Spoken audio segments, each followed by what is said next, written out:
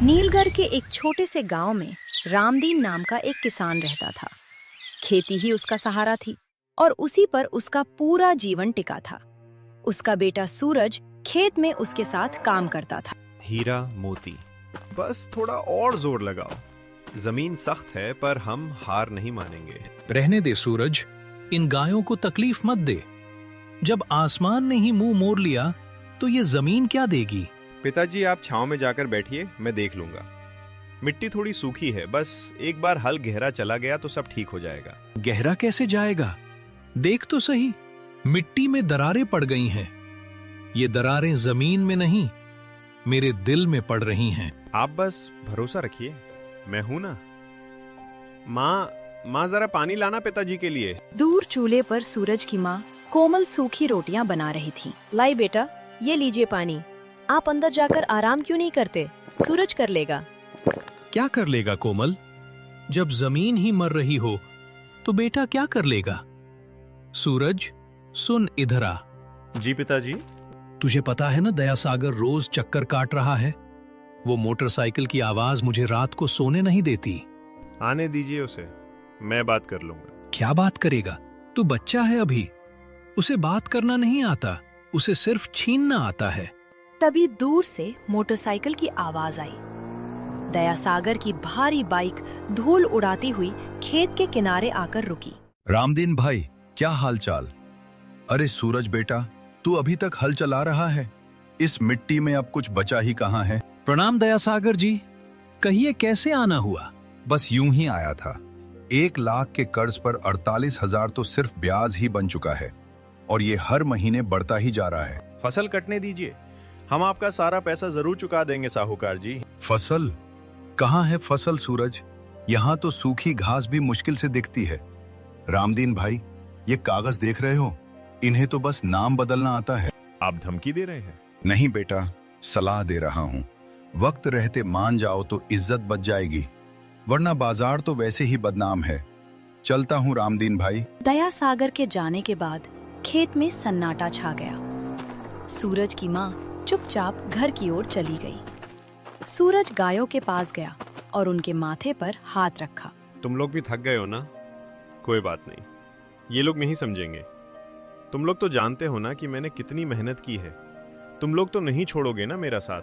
बैलों ने अपनी गर्दन हिला दी, जैसे वे सूरज का दर्द समझ रहे हों। लेकिन अगले ही पल एक और बिजली गिरी। रामदीन खेत के बीचों बीच अचानक गिर पड़ा। पिताजी, माँ जल्दी आओ, पिताजी को क्या हुआ? पिताजी आंखें खोलिए। रामदीन जी, बेटा जल्दी डॉक्टर को बुला। गांव के छोटे से अस्पताल में रामदीन को भर्ती किया गया। डॉक्टर ने सूरज को बाहर बुलाया। उसकी आंखों में कोई दिलासा नहीं था। देखो सूरज, मैं साफ बात करूंगा। रामदीन जी का शरीर अब जवाब दे चुका है। उम्र और ऊपर से ये मानसिक तनाव, अब ये कभी भी खेत में मेहनत नहीं कर पाएंगे। इन्हें पूरा आराम चाहिए। अगर इन्होंने दोबारा हल पकड़ा तो जान भी जा सकती है। लेकिन डॉक्टर साहब, हमारी जमीन, खेती के बिना घर कैसे चलेगा? वो मुझे नहीं पता सूरज, लेकिन एक बात पक्की है, अब इस घर की और उस जमीन की पूरी जिम्मेदारी सिर्फ और सिर्फ तुम्हारे कंधों पर है। संभाल सको तो संभाल लो। बाजार के बीचों बीच धूल उड़ रही थी। चारों तरफ शोर था, लेकिन सूरज के कानों में सिर्फ अपनी धड़कन सुनाई दे रही थी। तभी एक भारी आवाज ने उसे पीछे से रोका। अरे सूरज, रुक जरा, इतनी जल्दी कहाँ जा रहा है? प्रणाम दया सागर जी, बस मंडी जा रहा था, पिताजी की दवा लेनी है। दवा? दवा तो तेरे बापू पिछले 3 महीने से ले रहा है सूरज, मगर बीमार तो तेरी जमीन लग रही है। दया सागर ने अपनी जेब से मुट्ठी भर सिक्के निकाले और सूरज के पैरों के पास फेंक दिए। ये ले, ये रख ले। तेरी जमीन से आजकल अनाज तो निकल नहीं रहा, तो मुझे लगा शायद इन सिक्कों से तेरा घर चल जाए। दया सागर जी, बाजार में ये सब करने की क्या जरूरत है? मैं कल आकर बात करूंगा। कल? कौन सा कल सूरज? आज से 2 महीने बाद उस जमीन पर तेरा नहीं, दया सागर का नाम होगा। मैं आपके पैसे लौटा दूंगा, पर आप... पैसा? पैसा तो तू देगा ही, लेकिन पहले अपनी औकात तो देख ले। जा, दवा ले जा अपने बाप के लिए। कहीं ऐसा न हो कि जमीन के साथ साथ चिराग भी बुझ जाए। सूरज बिना कुछ बोले वहां से चल दिया। लोगों की हंसी उसके पीछे उसे काट रही थी। सूरज जब घर लौटा तो उसकी दुनिया बदल चुकी थी। बाजार वाली उस घटना के बाद उसने लोगों की आंखों में देखना छोड़ दिया था। भगवान, क्या यही लिखा था मेरी किस्मत में? मेहनत भी की, ईमानदारी भी रखी, फिर ये बेइज्जती क्यों? रात का पिछला पहर था। सूरज की आंख लग ही रही थी कि उसे अंदर के कमरे से खुसर पुसर सुनाई दी। उसके माता पिता जाग रहे थे। कोमल, मैं सोच रहा हूँ जमीन दया सागर को दे देते हैं। ये क्या कह रहे हैं आप? वो जमीन आपकी जान है। जान तो सूरज है। उस बच्चे की हालत देखी है तुमने? बाजार में लोग उसे ताने मारते हैं। मेरी वजह से उसे नीचा देखना पड़ रहा है। मैं अब और नहीं झेल सकता। मैं हार गया हूँ कोमल। पिताजी। आप हार सकते हैं, पर मैं नहीं। सूरज अभी जवान है, वो कुछ न कुछ कर लेगा। क्या कर लेगा? शहर जाएगा? वहां कौन है उसका? कोमल, हकीकत को पहचानो। हम भूखे मर जाएंगे। उससे अच्छा है कि वो जमीन बेचकर जो थोड़ा बहुत मिले उससे सूरज की कहीं नौकरी लगवा दे। सूरज को ये सुनकर जो दर्द हुआ वो भूख से भी ज्यादा था। तभी सूरज की माँ वहाँ आई। उसके हाथ में एक छोटा सा मखमल का कपड़ा था। सूरज, इधर आ बेटा। माँ, आप सोई नहीं? ये ले। ये क्या है माँ? ये मेरा आखिरी जेवर है, तेरे नाना ने दिया था। इसे बेचकर 22,000 तो मिल ही जाएंगे। नहीं माँ, ये मैं कभी नहीं करूँगा। ये आपकी आखिरी निशानी है। निशानी इंसान की होती है बेटा, सोने की नहीं। ये रख। मैं तुझे कोई सलाह नहीं दूंगी, ना ही कोई उम्मीद का भाषण दूंगी। बस इतना कहूंगी कि मुझे अपने बेटे पर भरोसा है। शहर जा, कुछ काम ढूंढ, हमारे लिए नहीं, अपनी इज्जत के लिए। माँ, मैं वादा करता हूँ, मैं ये जमीन दया सागर के हाथ में कभी नहीं जाने दूंगा। अगले ही दिन सूरज ने शहर की बस पकड़ ली। उसे लगा था कि शहर उसे बाहें फैलाकर अपनाएगा, लेकिन शहर को किसी के आंसुओं की परवाह नहीं थी। साहब, मुझे काम चाहिए। जो भी काम हो, मजदूरी हो या सफाई, मैं कर दूंगा। हाथ दिखा अपने। कोमल है, गांव का लड़ता है। देख, यहाँ पसीना नहीं, खून जलाना पड़ता है। काम मिलेगा पर पैसा कम होगा। मंजूर है? मंजूर है साहब। सूरज दिन में मकान बनाने की मजदूरी करता और रात में डिलीवरी का काम करता। कई रातें उसने बंद दुकानों के बाहर फुटपाथ पर काटी। पेट भर खाना भी नसीब नहीं होता था ताकि वह गांव पैसे भेज सके। 2 महीने की कड़ी मेहनत के बाद उसके पास सिर्फ 31,000 रुपए जमा हो पाए। 31,000? ये काफी नहीं है, पर दया सागर का मुंह बंद करने की शुरुआत तो कर ही सकते हैं। कल घर जाऊंगा, माँ कितनी खुश होगी। उस रात सूरज एक गहरी नींद सोया, लेकिन शहर की रातें जितनी काली होती हैं, उतनी ही बेरहम भी। मेरा बैग, मेरी कमाई कहाँ गई? ओ भाई, किसी ने मेरा बैग देखा क्या? अरे ओ लड़के, यहाँ रोज हजारों आते हैं और हजारों का सामान चोरी होता है। शोर मत मचा, आगे बढ़। यहाँ पुलिस भी नहीं सुनती। साहब, मेरी 2 महीने की मेहनत थी। मेरे पिता की दवा, मेरी जमीन, सब उसमें था। कोई तो मदद करो। कोई मदद के लिए नहीं आया। शहर की भीड़ उसके पास से ऐसे गुजर रही थी जैसे वो कोई पत्थर हो। सूरज के पास अब न पैसे थे न हिम्मत। वह खाली हाथ गांव लौटा। माँ, मैं हार गया, सब कुछ चोरी हो गया। तू जिंदा लौट आया बेटा, मेरे लिए वही बहुत है। लेकिन दया सागर को इस बात से कोई फर्क नहीं पड़ता था। डेडलाइन खत्म हो चुकी थी। वो फिर से सूरज के घर के बाहर खड़ा था। इस बार उसके साथ कुछ गुंडे और हाथ में कानूनी कागजात थे। रामदीन भाई, वक्त खत्म। देखो सूरज, मैं बुरा आदमी नहीं हूँ। कागजों के हिसाब से तो ये जमीन अब मेरी है, लेकिन चलो मैं तुम्हें फसल काटने तक का वक्त देता हूँ।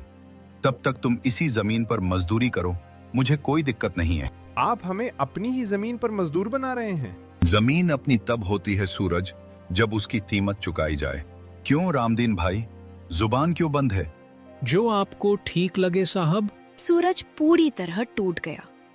उसने खुद को कमरे में बंद कर लिया। खेत सूखे पड़े थे और पिता दरवाजे पर चुपचाप बैठे रहते। तभी एक शाम सूरज का बचपन का दोस्त केतन उससे मिलने आया। सूरज, कब तक इस अंधेरे में बैठा रहेगा? क्या करूं केतन, किस्मत ही खराब है। शहर गया तो वहां लुट गया, यहाँ आया तो अपनी ही जमीन पर मजदूर बन गया। सुन सूरज, मैं तुझे पैसे नहीं दूंगा, क्योंकि पैसे से तू सिर्फ कर्ज चुका पाएगा, अपनी इज्जत वापस नहीं ला पाएगा। बस एक बात याद रखना, नौकरी तुझे महीने का खर्चा दे सकती है, लेकिन पैसे की समझ ये तय करती है कि तू किसके सामने झुकेगा और कौन तेरे सामने। इसका क्या मतलब है? मतलब तू खुद ढूंढ। तुझे क्या लगता है इस सूखी मिट्टी में सिर्फ अनाज उग सकता है? दिमाग लगा सूरज, वक्त बदल रहा है।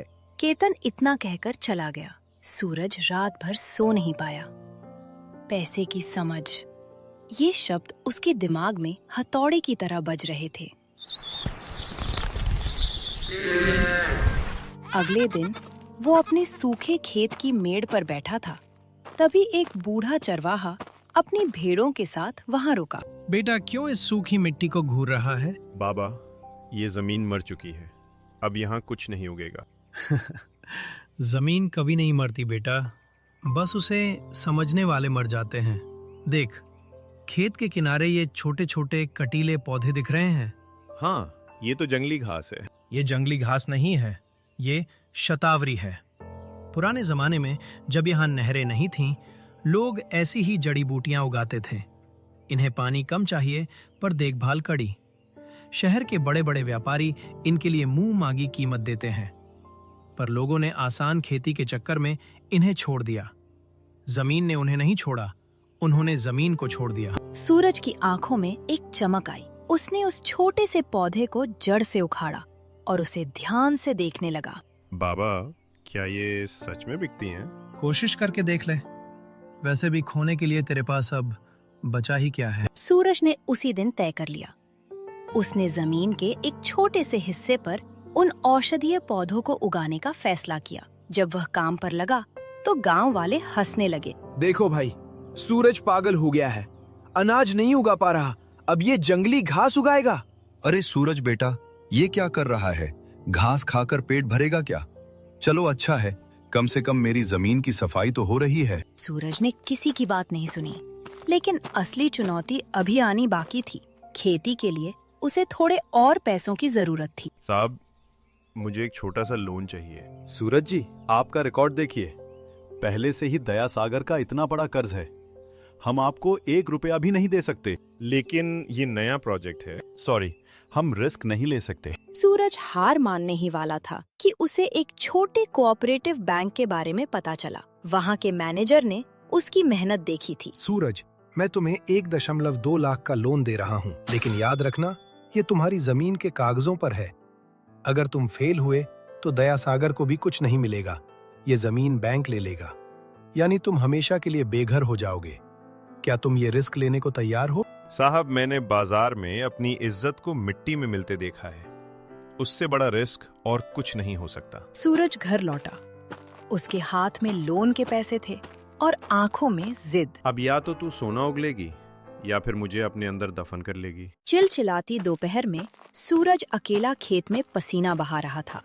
तभी कुछ गांव वाले उधर से गुजरे। अरे ओ सूरज, बस कर भाई, देख बगल वाला खेत लहलहा रहा है और तू यहाँ कटीली झाड़ियां बो रहा है। रामफल चाचा, फसल उगाने की हिम्मत और पानी दोनों खत्म हो चुके हैं। अब तो बस यही झाड़ियां मेरा सहारा है। अरे बेटा, जवानी जोश में नहीं, होश में गुजारी जाती है। ये जो तू कर रहा है ना, इसे गांव में पागलपन कहते हैं। देख लेना, जब ये घास उगेगी ना, तो दया सागर इसे चारे की तरह अपनी भैंसों को खिला देगा। चाचा, अगर ये घास उगी तो ये सिर्फ मेरा पेट नहीं भरेगी, पूरे गांव की सोच बदलेगी। बस आप दुआ कीजिएगा। दुआ तो हम कर ही रहे हैं, पर डर इस बात का है कि कहीं तू अपनी माँ के आखिरी जेवर भी इस बेकार की खेती में न फूंक दे। सुना है बैंक से भी मोटा पैसा उठा लाया है तू। पैसा लिया है तो चुकाऊंगा भी, आप फिक्र मत कीजिए। सूरज ने कुदाल फिर से उठा ली। रात होने को थी। वो लालटेन की रोशनी में उन छोटे पौधों की सेवा करता। सूरज बेटा, अब आजा। देख, रात के 11 बज रहे हैं, हाथ पांव धो ले, मैंने रोटी गरम की है। बस माँ, इस आखिरी हिस्से में थोड़ा पानी डाल दूं।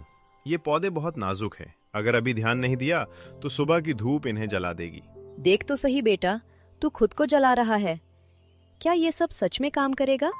माँ बापू कहते थे जमीन धोखा नहीं देती, बस उसे सही चीज चाहिए। बस कुछ महीने और, फिर देखना मैं आपकी वो बाली वापस लाऊंगा। मुझे बाली नहीं चाहिए सूरज, मुझे मेरा हंसता खेलता बेटा चाहिए। हफ्तों की मेहनत रंग लाने लगी। सूखी जमीन पर हरियाली दिखने लगी। तभी एक दिन गांव में एक चमचमाती कार आकर रुकी। नमस्ते, क्या मैं सूरज जी से मिल सकता हूँ? मुझे पता चला है कि यहाँ कोई जड़ी बूटियों की खेती कर रहा है। जी, मैं ही सूरज हूँ, कहिए क्या काम है? वाह, गजब काम किया है। ये जड़ी बूटियां तो यहीं से बढ़िया लग रही हैं। मैं शहर से आया हूँ, दवाइयों का काम करता हूँ। आप मेरी फसल खरीदना चाहते हैं? बिल्कुल। देखो सूरज, मैं घुमा फिरा कर बात नहीं करता।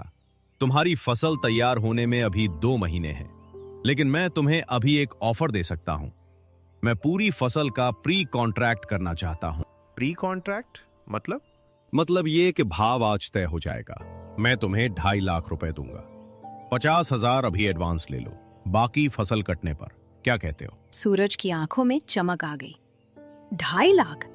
इससे तो बैंक का लोन भी चुक जाता और दया सागर का काफी हद तक मुंह बंद हो जाता।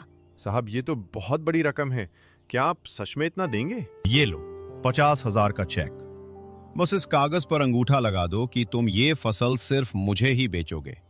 देखो सूरज, तुम मेहनती लड़के हो, मैं तुम्हारी मदद करना चाहता हूँ। बहुत बहुत धन्यवाद साहब, आपने तो मेरी डूबती नैया पार लगा दी। माँ देखो, साहब ने एडवांस दिया है। पूरे घर में खुशी का माहौल था। पिताजी की आंखों में भी पहली बार उम्मीद के आंसू दिखे। लेकिन गांव के दूसरी तरफ दया सागर की मोटरसाइकिल की आवाज फिर से गूंजी। काम हो गया क्या विक्रम भाई? बिल्कुल दया सागर जी, लड़का सीधा है, झांसे में आ गया। 50,000 के लालच में उसने उस कागज पर साइन कर दिए हैं, जिसमें लिखा है कि अगर फसल की क्वालिटी थोड़ी भी कम हुई तो उसे एडवांस का 4 गुना जुर्माना देना होगा। शाबाश। अब वो जमीन न बैंक की होगी न सूरज की, वो तो सीधे मेरी गोद में गिरेगी। बस अब कुछ दिन का इंतजार है। उसे लगने दो कि वो जीत रहा है। ऊंचाई से गिरने का मजा ही कुछ और होता है। सूरज को इस साजिश की भनक तक नहीं थी। उसने उन 50,000 रुपयों से पिताजी की दवाइयाँ खरीदी और खेत के लिए खाद खरीदी और पानी का पंप लगवाया। ये क्या है? ये पत्तों पे सफेद धब्बे कैसे आ गए? रातों रात सूरज की फसल पर एक अजीब किस्म के कीड़ों ने हमला कर दिया था। हरे भरे पत्ते पीले पड़कर झड़ने लगे थे। नहीं, ऐसा नहीं हो सकता। मेरी पूरी मेहनत सब बर्बाद हो रहा है। केतन जल्दी यहाँ आओ। क्या हुआ सूरज? अरे बाप रे, ये कीड़ा बहुत तेजी से फैलता है।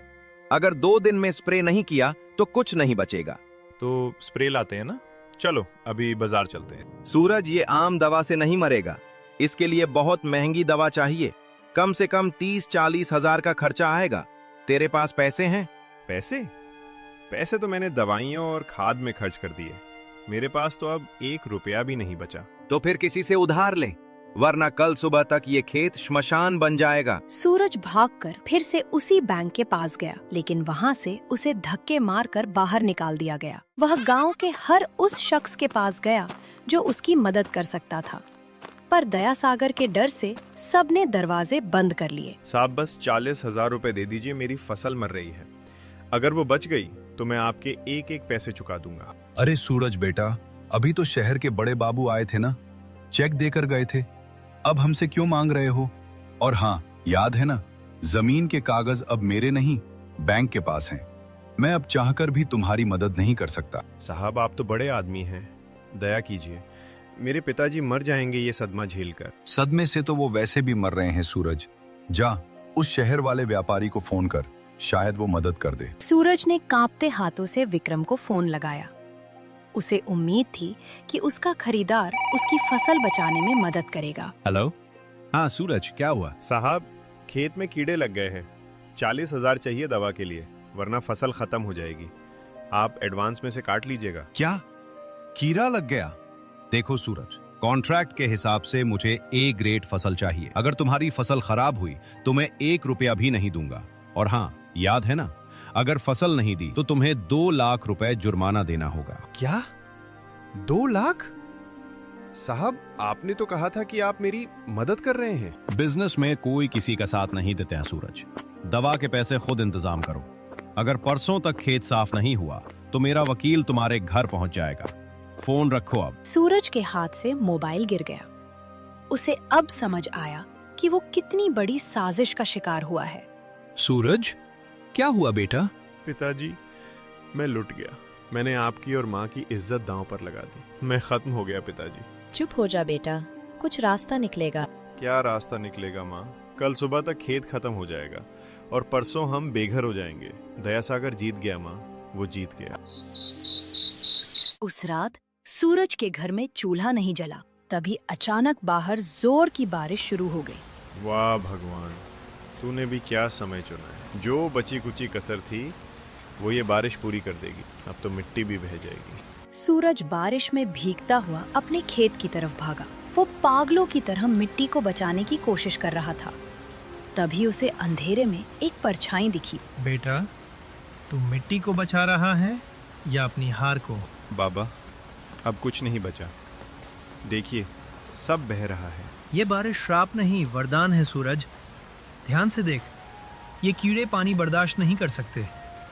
अगर तू अभी इस बहते पानी का रुख मोड़ दे और इन पौधों की जड़ों में वो राख डाल दे जो मैंने तुझे बताई थी, तो शायद चमत्कार हो जाए। राख? कौन सी राख बाबा? नीम के पत्तों और गोबर की राख। जा, अपने घर का चूल्हा खंगाल। जितनी राख है ले आ।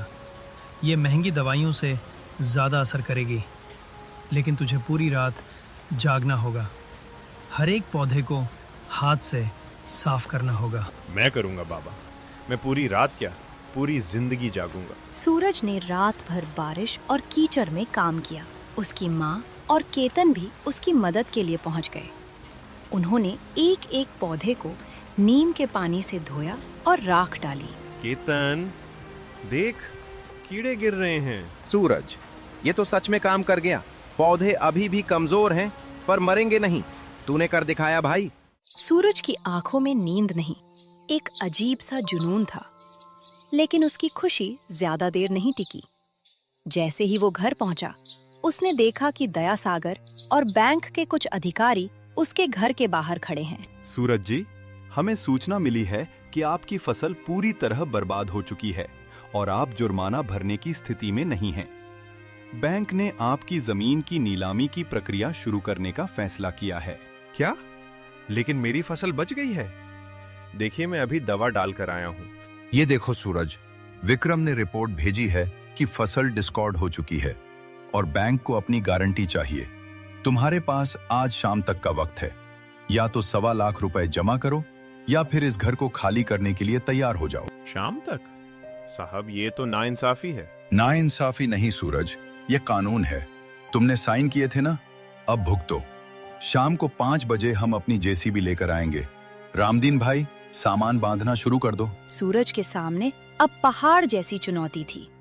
फसल तो बच गई थी, लेकिन उसे बेचने में अभी भी वक्त था और बैंक को पैसा अभी चाहिए था। माँ, क्या अब भी कोई रास्ता बचा है? रास्ता हमेशा होता है सूरज, बस उसे ढूंढने की हिम्मत चाहिए। सूरज ने अपनी साइकिल उठाई और गांव से बाहर की तरफ पैडल मारने लगा। उसे नहीं पता था वो कहाँ जा रहा है। सूरज, रुक, कहाँ भाग रहा है? ऐसे भागने से 1.25 लाख रुपए नहीं मिलेंगे। तो क्या करूं केतन? घर पर पुलिस और बैंक वाले खड़े हैं। मेरी माँ के पास अब बेचने के लिए एक तिनका भी नहीं बचा। मैं उस विक्रम का गला दबा दूंगा। उसने मुझे धोखा दिया। गला दबाने से जेल मिलेगी, जमीन नहीं। मेरी बात सुन, वो विक्रम अकेला नहीं है। वो आरोग्य हर्बल्स नाम की एक बड़ी कंपनी का सप्लायर है। वो तेरा माल सस्ते में हड़प कर उन्हें महंगे में बेचना चाहता है। तो मैं क्या करूं? हम सीधे कंपनी के हेड ऑफिस चलेंगे। शहर यहां से 40 किलोमीटर दूर है। अगर हम 3 बजे तक वहां पहुंच गए और तूने अपनी फसल की असलियत दिखा दी तो शायद कुछ हो जाए। लेकिन मेरे पास कोई सर्टिफिकेट नहीं है, कोई कागज नहीं है। वो मुझे अंदर घुसने भी नहीं देंगे। ये ले, ये तेरे खेत की वो शतावरी है जिसे तूने कल रात राख से साफ किया था। ये तेरी मेहनत का सबूत है।